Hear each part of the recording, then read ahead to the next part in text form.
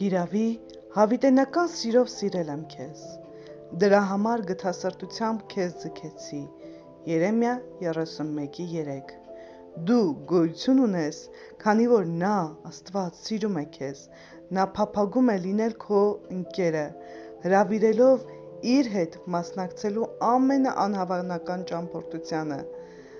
Աստծո սերը լավագույնն է, ինչ կարող էր մեզ պատահել, սրանում է սերը, որ ոչ թե մենք սիրեցինք Աստծուն, այլ նա սիրեց մեզ, Ա Հովհաննես 4:10 Քայլիր Տիրոջ հետ միասին, բռնիր Տիրոջ ձեռքը, և նա քեզ ցույց կտա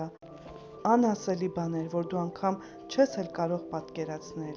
այնինչ աչք չի տեսել, ականջ չի լսել, մարդու սիրտ չի ընկել, Տերը դա է պատրաստել քեզ համար, այնպես որ վստահիր Տիրոջը և քայլիր նրա հետ միասին, թող Տերը ծաղկեցնի քո կյանքը իր ներկայությամբ,